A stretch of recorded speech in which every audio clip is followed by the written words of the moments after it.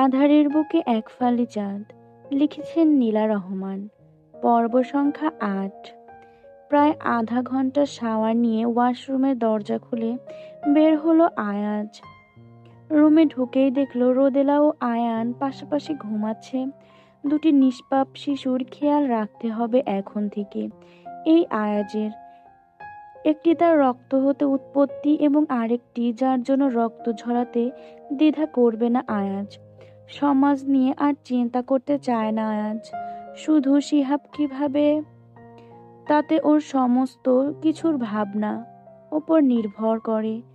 রোদেলাকেও ও protect করবে সমাজ থেকে। তার আগে শিহাবের সাথে তো অনেক বোঝাপড়া বাকি।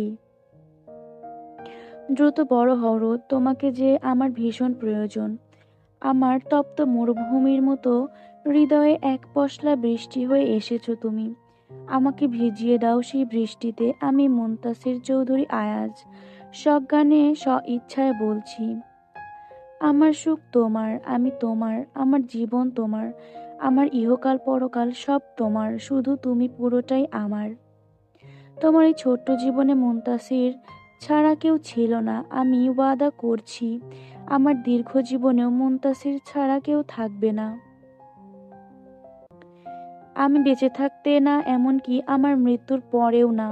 তুমি আমার সুখ, তুমি আমার প্রশান্তি। দুনিয়ার বুকে যদি কেউ আমার জন্য বৈধ হয় তবে তুমি আমার বৈধ সেই নারী। আমি জানি আমার জীবনে তুমি প্রথম নও, কিন্তু তুমি জেনে রেখো আমার জীবনে তুমি শেষ নারী।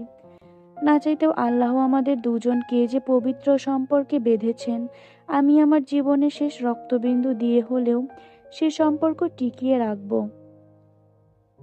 তুমি জেনে রেখো পৃথিবীর বুকে তুমি শুধুমাত্র আমার মুনতাসির চৌধুরী আয়াজের, আর কারো নও।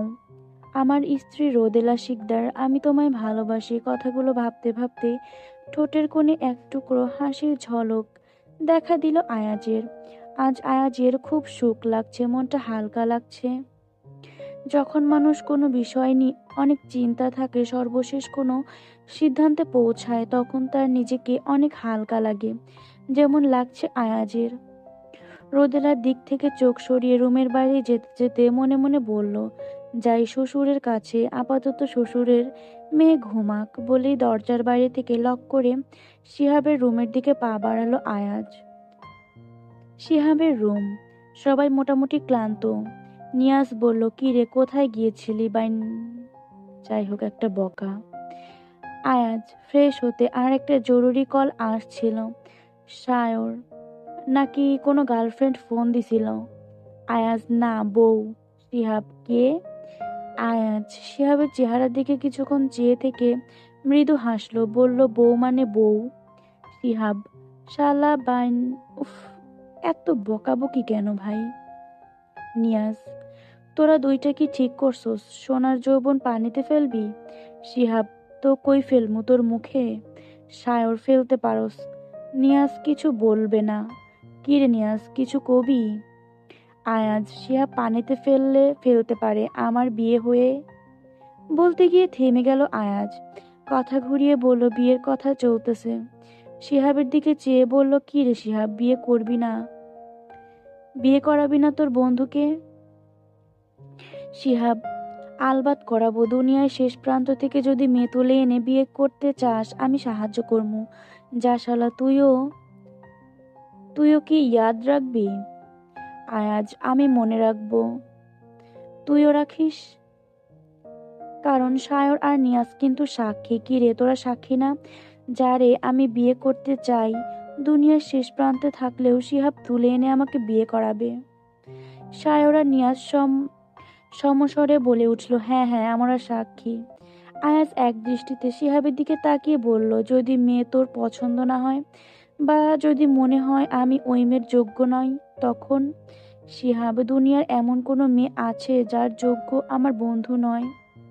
আর যাকে আমার বন্ধুর পছন্দ হয়েছে, আমার চোখে অবশ্যই সে একজন মহিয়সী নারী হবে। আয়াজ, কিন্তু মেয়েটার বয়স কম, বুঝলি, আমার সাথে যায় না। শিহাব, যায় না কেন? এখনো মায়ের পেটে নাকি? বলে চোখ টিপল শিহাব। আয়াজ নেশার ঘোরে বন্ধুর দিকে তাকিয়ে থেকে বলল, না, বাবার কোলে। শিহাব, তাহলে ওর বাবার কোল থেকে নামিয়ে তোর কোলে বসিয়ে দেব। আয়াজ না দিতে চাইলে শিহাব মুখ চোখ সিরিয়াস ভঙ্গিতে বলে উঠল, মাথায় গান ঠেকিয়ে বাবার কোল থেকে নামিয়ে তোর কোলে দেব, তারপর বলবো, দুনিয়ার বুকে যদি কোনো সেফ প্লেস থাকে তাহলে সেটা একমাত্র আমার বন্ধুর কোলই। বলেই হেসে উঠল। আয়াজ, ঠিক তো? মনে থাকবে? মেয়ের বাবাকে তাহলে রাজি করানোর দায়িত্ব তোর। শিহাব, ঠিক। ঠিক লাগলে মেয়ের বাবার পায়ে ধরে ঝুলে থাকবো। আমার বন্ধু কি ফেলনা নাকি? যেমন টল, ডার্ক, হ্যান্ডসাম, তেমন রিস, তেমন পার্সোনালিটি, জোস, রেসপন্সিবল। একটা মেয়ের বাবার আর কি চাই? মেয়ের সুখ। আমার বন্ধু তার বউকে তার শ্বশুরের থেকেও বেশি যত্নে রাখবে, আমি জানি। আয়াজ, এত বিশ্বাস, এত ভরসা? শিহাব, তো আমার সব থেকে ভরসার জায়গা তুই। তুই জানিস তোর সব থেকে খারাপ কোন কাজের পেছনেও আমি ভালো কোনো লজিক খুঁজে বের করব। কারণ ছাড়া তুই কিছু করিস না, সেটা আমি জানি। আর কেউ না বুঝুক, তুই আমাকে বুঝবি। সমাজ যাই বলুক, আমার সব ভুলকে তুই ফুল হিসেবে সব সময় গ্রহণ করিস। তোর মেয়েকে আমি মাথায় করে রাখবো, কথা দিলাম।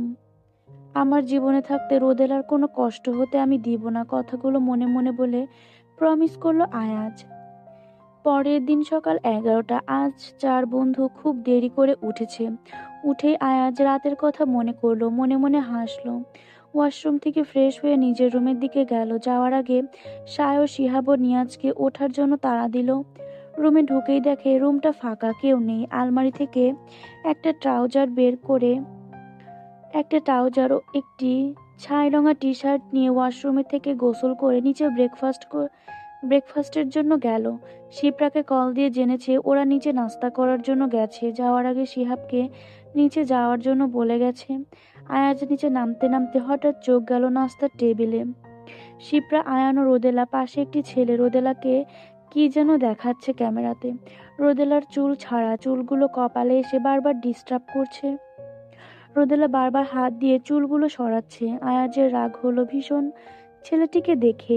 আবার সেই ছেলে কেন কি চায়? আর এই বজ্জাত মেয়ের কি দরকার বারবার অন্য ছেলের কাছে সাহায্য চাওয়ার? আয়াজকে বললে কি ছবি তুলে দিত না? তোলাচ্ছে ছবি, মনে মনে বলেই নিচে নেমে টেবিলের কাছে চলে আসলো আয়াজ। আয়ান ও রোদেলা চোখাচোখি হলো। দুজন রহস্যময় হাসলো চোখে চোখে। শিপ্রা রোদেলার দিকে তাকিয়ে বোঝার চেষ্টা করছে কি চলছে এই মেয়ের মনে। এদিকে আয়াজে সে টেবিলে থেকে রাবার ব্যান্ড নিয়ে রোদেলার চুলগুলো পেছন থেকে বেঁধে দিচ্ছে। রোদেলা আয়াজের এমন হঠাৎ স্পর্শে হকচকিয়ে গেল। রাতের কথা মনে পড়ে গেল। নার্ভাস লাগছে, কেমন যেন লজ্জা লজ্জা লাগছে। লজ্জায় রোদেলা মাথা নিচু করে বলল, ছাড়ুন, আমি পারবো। পারলে তো এতক্ষণ ছাড়া থাকতো না। কঠোর এবং স্পষ্ট ভাষায় বলল আয়াজ। কি জানি কি ছিল সেই গমগমে পুরুষালী আওয়াজে। রোদেলার কেমন যেন ভয় হচ্ছে, কিন্তু কিসের ভয়? ও তো কোনো অন্যায় করেনি। Ayaz, hello mister Sohan, I am Sohan, nice to meet you বলে আয়াজের দিকে হাত বাড়িয়ে দিল। ভদ্রতার খাতিরে ভেতরে রাগ দমিয়ে হাত মিলালো আয়াজ। কি করেন? বলল আয়াজ। সোহান, MBA করছি। রিসোর্টটা আমার মামার, তাই মাঝে মধ্যে আসা হয় এখানে এসেই রোদের সঙ্গে। আর বলে শেষ করতে পারল না সোহান। তার আগে আয়াজ ওকে থামিয়ে দিয়ে বলল, রোদেলা শিকদার। জি, রোদেলা শিকদারের সাথে গতকাল দেখা, আজও দেখা হয়ে গেল। আন্টি অফার করলো একসাথে ব্রেকফাস্ট করতে, আমিও রাজি হয়ে গেলাম। একাই যেহেতু আমারও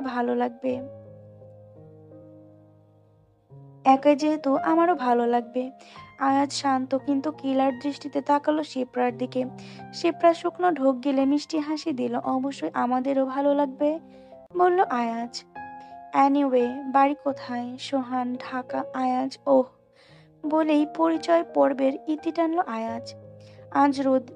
আজ দেখলো আজ রোদেলার দিকে তাকালো।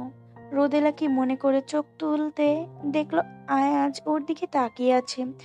থতমত খেয়ে চোখ নামিয়ে ফেলল রোদেলা। আয়ান মনে মনে মিটিমিটি হাসছে। বাবার নাজেহাল অবস্থা দেখেই সোহানকে নাস্তার টেবিলে বসিয়েছে রোদেলা ও আয়ান। শিপ্রা, শিহাব কই? আয়াজ, ওই তোরা। কিরে জলদি আয়, এত দেরি করলি কেন? শিহাব, ওই তো রাত জাগার ফল, উঠতে একটু দেরি হয়ে গেল, সরি সরি। সায়র আর নিয়াজও বসলো সাথে। সায়র বলল, কি ব্যাপার চ্যাম্প? আয়ান, কি অবস্থা? কেমন লাগছে বাংলাদেশ? খুব ভালো লাগছে আঙ্কেল, বলল আয়ান। সায়র, রোদেলা মামুনি, তোমার কি খবর? ভালো আঙ্কেল, বলল রোদেলা। বলে আয়াজের দিকে চোখ পড়ল। আয়াজ কটমট দৃষ্টিতে রোদেলার দিকে তাকিয়ে আছে। রোদেলা শুকনো ঢোক গিলল। এর মধ্যে খাবার চলে আসলো। সবার জন্য পরোটা, ডিম ও মাংস, কালা ভুনা, বুটের ডাল অর্ডার করেছে। রোদেলা খাবে বার্গার। বার্গার দেখে আয়াজ আয়ানের দিকে তাকালো। আয়াজ, এটা কি তুমি অর্ডার করেছো বাবা? আয়ান, না পাপা, রোদেলা করেছে। আয়াজ বার্গার সরিয়ে রোদেলার প্লেটে পরোটা, ডিম, মাংস, ভুনা তুলে দিল। বলল, খাও। রোদেলা কাঁদো কাঁদো দৃষ্টিতে চোখ তুলে শিহাবের দিকে তাকালো। বাবা, বাঁচাও আমাকে। চোখ দুটো যেন এই আকুতি জানাচ্ছে। শিহাব বুঝলো মেয়ের আকুল আবেদন। থাক না আয়াজ, আজ বার্গার খাক, বলল শিহাব। আয়াজ, না, এটা আনহেলদি, ও ডিম পরোটা খাবে, সাথে গরুর কালাভুনা ও ডাল। শিহাব বুঝলো নিশ্চয়ই এতেই রোদেলার ভালো, তাই রোদেলাকে ইশারা করে চুপচাপ খেয়ে নিতে বলল, যেহেতু এখানে আর কোনো কথা বলে কাজ হবে না। শিহাব ভালো করে জানে ও একটি কথা বললে তার প্রেক্ষিতে 10টি যুক্তি দিয়ে নিজের কথাটাই রাখবে আয়াজ, আর সেই যুক্তিতে খণ্ডানোর দুঃসাহস শিহাবের নেই। শয়তান, চরিত্রহীন, বেয়াদ্দপ পুরুষ বলে মনে মনে গালি দিল আয়াজকে আয়াজকে রোদেলা। উফ, আমার এত মুখে ব্যথা হয়েছে, পড়তেও পারতেছে না ঠিক মতো। হয়েছে শেষ, ক্ষীণ আওয়াজে রোদেলাকে বলল আয়াজ। রোদেলা চমকিত নয়নে আয়াজের দিকে তাকালো। বুঝলো কি করে তাকেই গালি দিচ্ছিলাম। কি করে বুঝলো তাকেই গালি দিচ্ছিলাম? উনি কি জাদু জানে? মনে মনে বলল রোদেলা। আয়াজ ড্রামা কুইন একটা, মনে মনে বলল। হয়ে গেলে খাও। রোদেলাকে উদ্দেশ্য করে আয়াজ বলল। সায়র, থাক না আয়াজ, বাচ্চা মেয়ে বার্গার খেতে চাচ্ছে যখন। কথাটি আর শেষ করতে পারলো না সায়র। তার আগে সোহান বার্গারটি রোদেলার প্লেটে উঠিয়ে দিল। বলল, খাও। আয়াজ চোখ উঠিয়ে সোহানের দিকে তাকালো। রাগে শরীর জ্বলে যাচ্ছে আয়াজের। ওর বউ কি খাবে না খাবে তার সিদ্ধান্ত আয়াজ নেবে। ও কে সিদ্ধান্ত নেওয়ার? ও কিভাবে সিদ্ধান্ত নিল রোদেলা কি খাবে? শিহাব আর শিপ্রা শুকনো ঢোক গিলল। রোদেলা বুঝতে পারলো আজ বার্গার খেলে ওর কপালে চরম কষ্ট আছে। তাই আগে পরে কিছু না ভেবে বলে বসলো, আমি পরোটা খাবো, বার্গার না। আয়াজের মেজাজ একটু ঠান্ডা হলো বোধ হয়। মনে মনে যেন একটু শান্তি পেল। বুঝলো তার বাচ্চা বউ একটু হলেও তার মেজাজ মর্জি বুঝতে শিখেছে। তাই শীতল হাসকি টোনে ধীরে ধীরে বলল, খাও ফার্স্ট, নাকি সবার সামনে কোলে বসিয়ে তু তু তু তু করে আমি খাইয়ে দেব? রোদেলা, না না, আমি খেতে পারবো। মনে মনে অসভ্য, চরিত্রহীন বলে আখ্যায়িত করলো আয়াজকে। খেতে শুরু করবে এমন সময় আয়াজ ফিসফিস করে রোদেলার কানে কানে বলল, এবার অসভ্য চরিত্রহীন বললে আমি সত্যি সত্যি কিছু একটা করে দেখাবো। রোদেলা যেন রোদেলা যেন বরফ হয়ে গেল। নিঃশ্বাস নিতে ভুলে গেল। আর কিছু না ভেবে চুপচাপ খেতে শুরু করলো রোদেলা। বুঝলো খাওয়া শুরু না করলে কপালে দুর্ভোগ আছে। এই লোক না জানি আজ কি কি বলে, কি কি করে। শিপ্রা ও আয়ান হাঁপ ছেড়ে বাঁচলো। দুজনেই ভয় পাচ্ছিল, কারণ দুজনেই তো বাস্তবতা জানে। সবাই খাওয়ার মনোনিবেশ করলো। নিয়াজ, ঢাকা ব্যাগ করেই তোদের দাওয়াত। আমার বাসায় 2 দিন থাকবি। শিপ্রা, তুইও। শিপ্রা, না রে, কাজ আছে, ওরা যাবে। শিহাব, কিসের কাজ? বলে ভাবলো এভাবে সবার সামনে হয়তো বলা উচিত হয়নি, তাই মৃদুস্বরে বলল, রোদেলা ও আয়ানের ভালো লাগবে তুই গেলে, তাই তাই দেখ পারিস কিনা। সায়র, শুধু রোদেলা ও আয়ানের? নিয়াজ, তো তুই কি ভাবছিস শিহাবেরও ভালো লাগবে? কি রে শিহাব, ভালো লাগবে তোর? বলেই চোখ টিপল। নাস্তার শেষে সবাই আজকে দুপুরে সুইম করবে এই সিদ্ধান্ত নিল। বুদ্ধিটা ছিল আয়ান ও রোদেলার। দুজনেরই খুব ইচ্ছা রিসোর্টের সুইমিং পুলে আজকে গোসল করবে। সেই প্ল্যান অনুযায়ী সবাই যে যার রুমে চলে গেল। সুইমিংয়ের জন্য ড্রেস আপ করে সবাই নিচে নামবে, এই প্ল্যান হলো সবার মধ্যে। আয়াজ ও আয়ান চেঞ্জ করে বের হলো। শিহাব ও শিপ্রা ইতোমধ্যেই নিচে চলে গেছে। সায়র ও নিয়াজও চলে গেছে। আয়াজ ও আয়ান যাওয়ার সময় দেখলো রোদেলার রুমে দরজা হালকা চাপানো, তার মানে রোদেলা এখনো চেঞ্জ করে বের হয়নি। আয়ানকে নিচে পাঠিয়ে দিয়ে নিজে দাঁড়ালো রোদেলার দরজার সামনে। হালকা ধাক্কা দিয়ে দরজার পাল্লা খুলে ভেতরে ঢুকলো আয়ান। রুমে ঢুকে আয়নার প্রতিবিম্ব দেখলো রোদেলার কিছু একটা নিয়ে খুব তোড়জোড় করছে, সম্ভবত জামার চেইন বা হুক লাগাতে পারছে না। আয়াজ সন্তর্পণে গিয়ে রোদেলার পেছনে দাঁড়ালো। রোদেলা হঠাৎ চোখ তুলে আয়নার তাকাতেই দেখতে পেল মুনতাসির সাহেব পেছনে দাঁড়িয়ে আছে। স্থির হয়ে গেল রোদেলা, মুখে কোনো কথা নেই, নড়তে চড়তে পারছে না, নিঃশ্বাস ঠিকমতো নিতে পারছে না। আয়নায় এক দৃষ্টিতে তাকিয়ে রইল। Do you need any help my queen? ধীরে ধীরে হাস্কি টোনে বলল আয়াজ। আয়াজের গরম নিঃশ্বাস রোদেলার ঘাড়ে পড়ছে, ধীরে ধীরে নুয়ে যাচ্ছে। মেয়েটি লজ্জায় কোনো মতে উত্তর দিল রোদেলা, না না আমি পারবো। ঠিক আছে লাগাও, বলল আয়াজ। আপনি যান, আমি পারবো, আমার সামনে লাগাও, বলল আয়াজ। রোদেলা ভীষণ অস্বস্তিতে পড়ে গেল। মুনতাসির সাহেব দুদিন ধরে এমন করছে কেন? কি হয়েছে তার? মনে মনে ভাবল রোদেলা। আয়াজ, তুমি কি লাগাবা নাকি সারাদিন দাঁড়িয়ে থাকতে হবে? মৃদুস্বরে উত্তর দিল রোদেলা, পারছি না। শিপ্রা আন্টিকে একটু ডেকে দিবেন? আয়াজ, না বলে রোদেলাকে আর কিছু বলার সময় না দিয়ে হ্যাঁচকা টানে নিজের কাছে নিয়ে আসলো আয়াজ। পিঠে হাত দিয়ে চেন লাগাতে শুরু করলো। আয়াজের পুরুষালী স্পর্শে রোদেলা ভীত সন্ত্রস্ত হরিণীর ন্যায় মিয়ে গেল। লজ্জায় নাকি ভয় কাঁপছে কোনটা? লজ্জায় নাকি ভয় কাঁপছো কোনটা? বলল আয়াজ। রোদেলা, আমি ভয় পাই না। আয়াজ, তাহলে লজ্জা? রোদেলা, না এমনি। আমাকে লজ্জা এবং ভয় দুটোই পাওয়া উচিত, বলল আয়াজ। কথাটি বলেই রোদেলা জামার চেন লাগানো শেষ করে ঘুরিয়ে দিল আয়নার দিকে। রোদেলা চোখ তুলে আয়নায় তাকালো। চোখাচোখি হলো আয়াজের সাথে রোদেলার। আয়াজ ঘোর লাগা দৃষ্টিতে রোদেলার দিকে তাকিয়ে আছে। রোদেলার এখন লজ্জা এবং ভয় কাঁপছে। আয়াজকে পাশ কাটিয়ে চলে যেতে চাইল রোদেলা। আয়াজ রোদেলার হাত ধরে ফেললো। রোদেলা ছোট্ট দেহটি কাঁপছে, ঠোঁট দুটো তীর তীর করে কাঁপছে। লোভাতুর দৃষ্টিতে তাকিয়ে রইল আয়াজ। রোদেলা সাহস করে জিজ্ঞাসা করলো, কিছু বলবেন মুনতাসির সাহেব? আয়াজের বক্ষস্থল শীতল হয়ে গেল মুনতাসির সাহেব নামটি শুনে। হৃদয়ে যেন প্রশান্তির শীতল ঝর্ণা বয়ে গেল। কি আছে এই মেয়েটির মধ্যে? এক নজর তাকিয়ে ভাবতে লাগলো, কেন এই মেয়েটির কাছে আসলে এই 36 বছর বয়সী সংযমী পুরুষটা খেই হারিয়ে ফেলে, বেফাস কাজ ও কথা বলে ফেলে, নিজের উপরে কন্ট্রোল হারিয়ে ফেলে কেন? ঘোর কাটিয়ে আয়াজ বলল, ওড়না কোথায়? রোদেলা, জি? আয়াজ, শুনতে পাওনি? আমি বলেছি ওড়না কোথায় জামার সাথে? রোদেলা, নেই। আয়াজ, নেই মানে? রোদেলা, নেই মানে নেই। এটা একটা কুর্তি, কুর্তির সাথে ওড়না থাকে না। আয়াজ, তাহলে একটা স্কার্ফ নাও। রোদেলা, নেই, নিয়ে আসিনি। আয়াজের রাগ মাথায় চড়ে গেল। রাগী দৃষ্টিতে তাকিয়ে রইল রোদেলার পানে। এমন ড্রেস নিয়ে এসেছো কেন যার ওড়না নেই? তুমি এখন কি ছোট আছো? সবকিছু তোমাকে বুঝিয়ে দিতে হবে? দেই দেই করে সারাদিন চললে হবে? এখন অনেক কিছু বুঝতে হবে তোমার। কি বলেছি এই মোটা মগজে ঢুকেছে নাকি? আরো কঠিন করে বোঝাতে হবে। এই ধরনের চলাফেরা বা ড্রেস আপ আমি বরদাস্ত করব না। কথা ক্লিয়ার? কি সমস্যা এই কুর্তিতে? বাবাই তো কখনো কিছু বলেনি আমাকে, কাঁদো কাঁদো কণ্ঠে বলল রোদেলা। বাবাই বলেনি, কিন্তু বাবাইয়ের জামাই বলবে, বুঝতে পেরেছ? চট করে আয়াজের দিকে তাকালো রোদেলা। কি বলল মুনতাসির সাহেব? ও কি কানে ভুল শুনলো? কি বললেন? অনেক সাহস করে জিজ্ঞাসা করলো রোদেলা।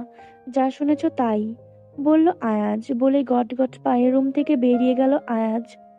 ঠিক 5 মিনিটের মধ্যে রুমে ফিরে এলো একটি মাফলার নিয়ে। মাফলারটি ওর ব্যাগে রয়ে গিয়েছিল, সেটি নিয়ে আসলো রোদেলার জন্য। বলল, এটি গলায় ঝুলিয়ে রাখো, ভালোভাবে সুইমিং করবে।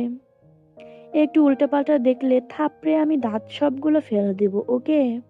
রোদেলা হাত ধরে নিচে নেমে এলো আয়াজ। শিহাব, শিপ্রা ও আয়ান তাকিয়ে আছে ওদের দিকে। শিহাব তেমন কিছুই মনে করলো না। শিপ্রা এবং আয়ান মুচকি মুচকি হাসছে।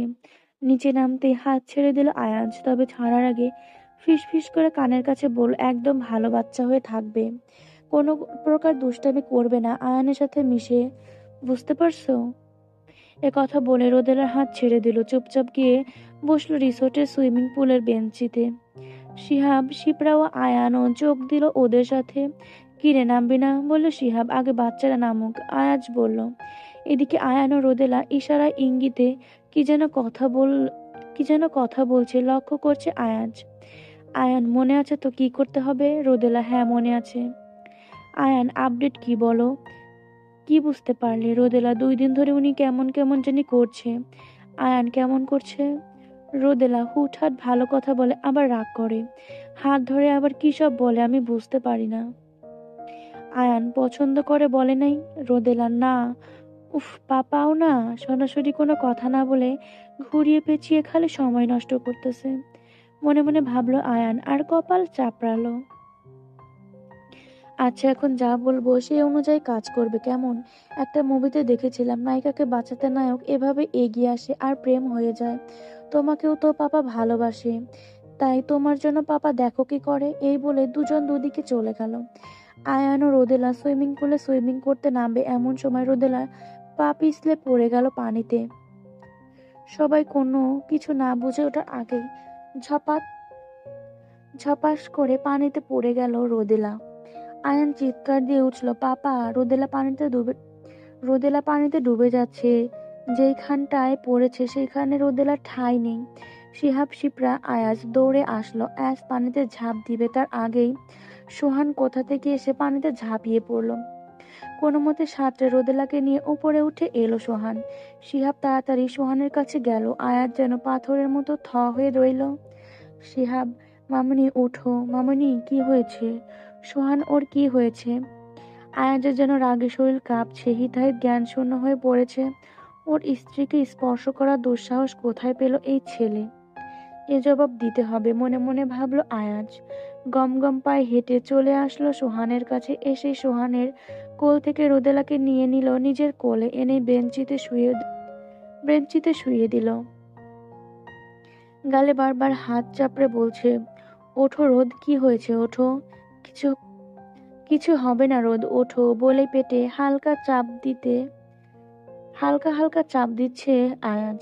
পেটে চাপ দেওয়ার ফলে রোদেলার মুখ থেকে একটু একটু করে পানি বের হচ্ছে, কিন্তু জ্ঞান ফিরছে না। আজ কিছু বুঝতে না পেরে এদিক ওদিক তাকাচ্ছে। শিহাবের দিকে চোখ পড়লো। শিহাবের দিকে কয়েক পলক তাকিয়ে থেকে হঠাৎ করে রোদেলার মুখে মুখ লাগিয়ে ফু দিতে শুরু করলো। কয়েকবার চেষ্টা করার ফলে রোদেলার একটু একটু করে জ্ঞান ফিরতে শুরু করলো। চোখ দুটো পিটপিট করে খোলার চেষ্টা করছে রোদেলা। চোখ খুলে সবাইকে নিজের এত কাছে দেখে ঘাবড়ে গেল রোদেলা। সবাই ব্যাপারটাকে স্বাভাবিক নিলেও সোহানের কাছে যেন কেমনটা ঘটকা লাগলো। যেখানে নিজের বাবা আছে সেখানে আয়াজ কেন এতটা কনসার্ন রোদেলার প্রতি? এদিকে রোদেলা উঠে বসলো। আয়াজ জিজ্ঞাসা করলো, এখন কেমন অনুভব করছো? রোদেলা কোনো মতে ইশারা দিয়ে বোঝালো, ঠিক আছে। আয়াজ শিহাবকে বলল, রোদেলার রুমে নিয়ে যেতে হবে বলে আর কোনো কিছু বলার অপেক্ষা না করে রোদেলাকে নিজের কোলে নিয়ে গটগট পায়ে হাঁটা শুরু করলো ওপরে নিজেদের রুমের দিকে। আয়াজ নিজের রুমে এসে বিছানায় শুইয়ে দিল রোদেলাকে। শিহাব, শিপ্রাও আয়ানও এসেছে পেছনে পেছনে। আয়ান বলল, পাপা, রোদেলার কাপড় চেঞ্জ করতে হবে। শিপ্রা বলে, আমি সাহায্য করছি বলে রোদেলার রুম থেকে এক সেট ড্রেস আনার জন্য গেল শিপ্রা। শিহাব বলল, ডাক্তার ডাকতে হবে কি? আয়াজ, হ্যাঁ যা, রিসোর্টে গিয়ে জিজ্ঞাসা কর এখানে ভালো ডক্টরকে তাড়াতাড়ি কল কর। সাথে সাথে নিচে চলে গেল শিহাব। আয়ান চুপচাপ দাঁড়িয়ে আছে। আয়াজ এক দৃষ্টিতে রোদেলার পানে চেয়ে আছে, মনে চাচ্ছে মেয়েটাকে বুকের সাথে চেপে রাখতে। আয়াজের হার্টবিট যেন আজকে কয়েকটা মিস হয়ে গিয়েছিল, আর একটু হলে যেন নিজেই সেখানে হার্ট অ্যাটাক করে বসতো। আয়ান কি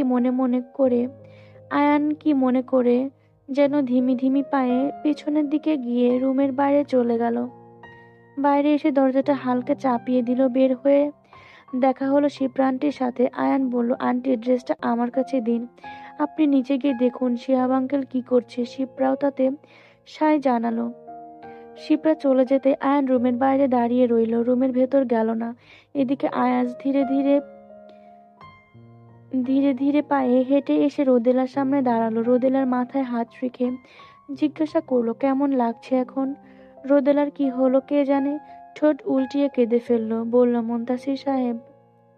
আয়াজ আর নিজেকে কন্ট্রোল করে রাখতে পারলো না, খুব জোরে নিজের বুকের সাথে চেপে ধরলো রোদেলাকে। রোদেলা শোয়া থেকে উঠে হালকা বসে আয়াজের কোমরে দুই হাত দিয়ে জড়িয়ে বুকের মাথা গুজে দিল। নাক টেনে টেনে কাঁদছে আর নাক দিয়ে আয়াজের বুকের পেটে ঘষা দিচ্ছে। আয়াজের কি যে প্রশান্তি বয়ে যাচ্ছে বুকের ভেতর, আয়াজ নিজেও বলতে পারবে না। মনে হলো বুকটা শান্তি হয়ে গেল। এত শান্ত, এত স্থির কখনো লাগেনি আয়াজের। আয়াজ হাত দিয়ে রোদেলার মাথার চুলে হাত বুলিয়ে দিচ্ছে আর খুব ধীরে ধীরে বলছে, কোনো বুদ্ধি করতে হবে না, আমি এমনি তোমাকে ভালোবাসি রোদেলা। রোদেলা চমকে উঠল, ধীরে ধীরে মুখ তুলে চাইলো আয়াজের দিকে। চোখ দুটো স্থির আয়াজের চোখে। রোদেলার চোখে স্পষ্ট দেখা যাচ্ছে পানি চিকচিক করছে। মনটা নরম হলো আয়াজের। আয়াজ নিজের হাত দিয়ে রোদেলার থুতনি ধরে রোদেলার মুখটা একটু ওপরে তুলে একটু মুচকি হাসলো। হেসে বলল, তুমি বড় হবে না? কবে থেকে করা শিখেছো এসব বুদ্ধি? তোমার কি মনে হয় আমি মুনতাসির চৌধুরী আয়াজ এগুলো বুঝি না? দুষ্টুমির শাস্তি তোমাকে এখন পেতেই হবে। বলে রোদেলাকে কিছু বলা বা বুঝে ওঠার সময় না দিয়ে রোদেলার ঠোঁটে ঠোঁট মিলিয়ে দিল। রোদেলার শরীরে যেন বিদ্যুৎ পৃষ্ঠ হলো। শরীর থেকে শরীর থেকে থেকে কেঁপে উঠছে। আজ রোদেলাকে নিজের সাথে চেপে ধরে আরো গভীরভাবে কিস করতে লাগলো। এভাবে কতক্ষণ ধরে কিস করছে জানে না আয়াজ, কিন্তু আয়াজের যেন আজ কোনো হুঁশ জ্ঞান নেই। রুমে বা রুমের বাহিরে কেউ আছে কিনা আয়াজ এসব আর কোনো ধারছে না। রোদেলা যেন আর নিঃশ্বাস নিতে পারছে না, ছটফট করছে ও আয়াজের বুকে। আয়াজ তারপরেও ছাড়ছে না রোদেলাকে, কখনো নিচের ঠোঁটে কখনো ওপরের ঠোঁটে। আয়াজের উন্মাদ হয়ে রোদেলাকে কিস করে যাচ্ছে আর ছোট ছোট কামড় দিচ্ছে। এক পর্যায়ে ছেড়ে দিল আয়াজ রোদেলাকে ধাতস্থ হওয়ার সুযোগ দিল। রোদেলা জোরে জোরে শ্বাস নিচ্ছে, মনে হচ্ছে দম বন্ধ হয়ে মারা যাবে। আয়াজ হাত দিয়ে রোদেলার ঠোঁট মুছে দিতে দিতে বলল, আর কোনো চালাকি করবে না, তাহলে এর ফল খুব খারাপ হবে। রোদেলা, তোমাকে আরো বড় হতে হবে, বড় হও। রোদেলা কিছু বলবে তার আগে তর্জনী আঙুল দ্বারা রোদেলার ঠোঁট চেপে বলল, হুশ। আর কোনো কথা না বলে আয়ানকে বলল, আয়ান, কামিন। রোদেলা মুহূর্তেই চমকে ওঠে, তার বুকের ভেতরটা ধক করে ওঠে। সে চুপচাপ বিছানার এক পাশে সরে যায়, মাফলার দিয়ে শরীরটা ভালোভাবে পেঁচিয়ে নেয়। ঠোঁট কেঁপে কেঁপে ওঠে, কিন্তু কিছু বলে না। আয়ান হালকা করে দরজা ঠেলে ভেতরে ঢোকে। ঠোকায় মাথা নিচু করে দাঁড়িয়ে থাকে আর ভাবছে, বাবাই কি করে জানলো ও দরজার বাইরে দাঁড়িয়ে ছিল। মুনতাসির হালকা হেসে বলল, বাবা, তুমি একদিন আমায় বলেছিলে না রোদেলাকে আমার মা বানিয়ে দাও? আমি অনেক ভেবেছি, আজকে তোমার সামনে আছে সেই মানুষ, তোমার মা। নতুন করে পরিচয় করানোর কিছু নেই, এ হলো রোদেলা। এখন থেকে শুধু রোদেলা না, তোমার মা। আমার কাছে নিয়ে এলাম, কিন্তু এখন থেকে সে তোমারও। এখন থেকে রোদেলা আমাদের।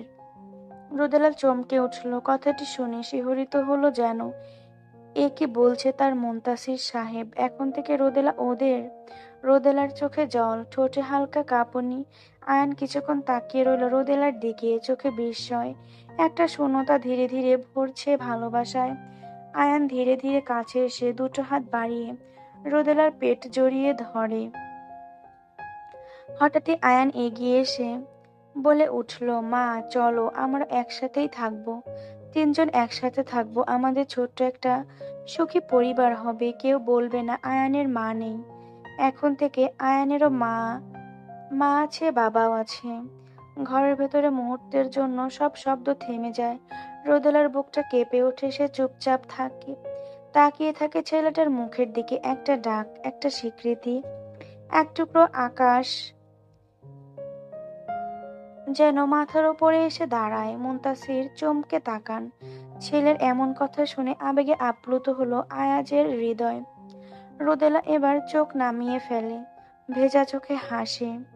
আয়াজ বলল, আজ থেকে আমাদের ছোট্ট পরিবার, মুনতাসির চৌধুরী আয়াজ, আয়ান চৌধুরী ও রোদেলা শিকদার, তিনজন মিলে ছোট্ট একটি পরিবার। এখনো কেউ জানে না বাবা, তাই তুমি এখনই কাউকে বলবে না। আগে তোমার শিহাব চাচু, সরি, তোমার নানা ভাইকে মানাতে হবে। সে একটু রাগ করবে, অভিমান করবে, ড্রামা করবে, কিন্তু অনেক কষ্ট করে মানাতে হবে। সেই কষ্টটা আমরা তিনজন মিলেই করব। ওকে ওকে বাবাই, বলল আয়ান। রোদেলা একগাল হাসলো, কিন্তু মনে মনে অনেক ভয় পাচ্ছে। কিভাবে এই সত্যের সম্মুখীন হবে, কি জবাব দিবে বাবাইকে, পরিবারের সবাইকে বা আত্মীয় স্বজনকে, সমাজকে। ওর অনেক আনন্দ হচ্ছে, সাথে হচ্ছে ভয় ও সংকোচ।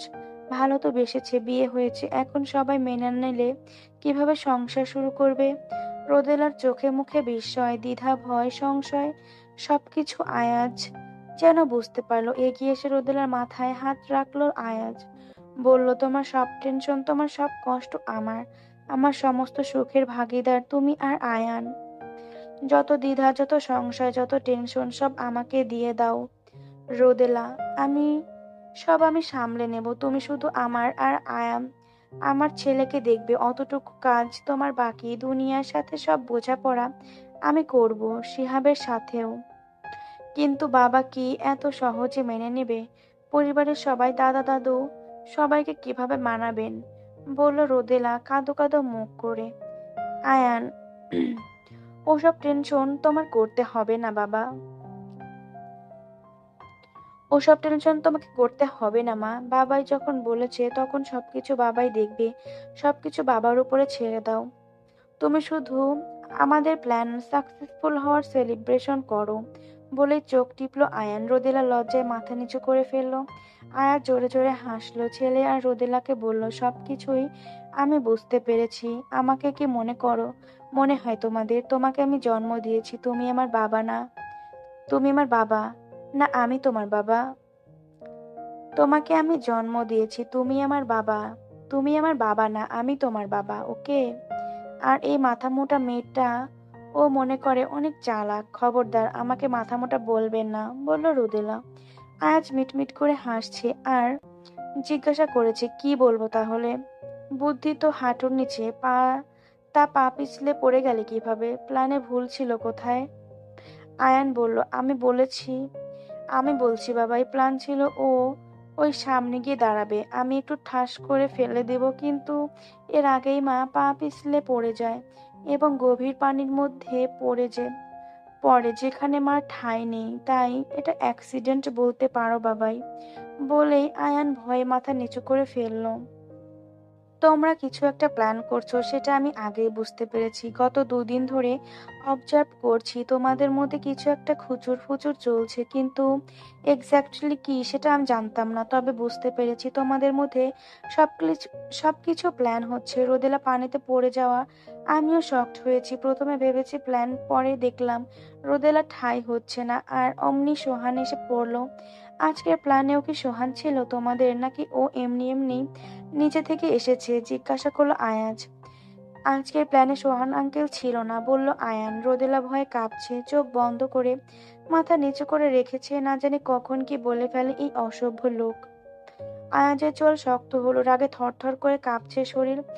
ওর জিনিসে কেউ হাত দিক, এটা আয়াজ মোটেও সহ্য করতে পারে না। সেখানে রোদেলাকে ও ছুঁয়েছে, কোলে নিয়েছে, এটা কিছুতেই মানতে পারছে না আয়াজ। এসব ভাবতে ভাবতে দীর্ঘশ্বাস ছাড়লো আয়াজ। রোদেলার দিকে তাকালো। রোদেলা এখনো মাথা নিচু করে আছে।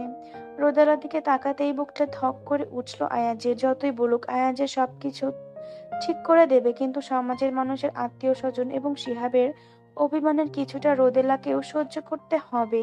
সেটা কি সেটা কি জানে এই মেয়ে? মনে মনে বলল, তুমি শুধু একটু শক্ত থেকো রোদ, আমাদের কোনোভাবে আমাদের কোনোভাবে ছেড়ে যেও না। একবার যখন তো আমাদের হাত ধরেছ, আমাদেরকে তুমি আর ছেড়ে যেতে পারবে না। আমি বেঁচে থাকতেও না, আমার মৃত্যুর পরেও না। বাকি সব আমি সামলে নেব, তুমি শুধু আমাদের হয়ে থেকো। এমন সময় দরজা ঠেলে ভেতরে প্রবেশ করলো শিহাব, শিপ্রা ও ডাক্তার। সবাই চমকে তাকালো দরজার দিকে।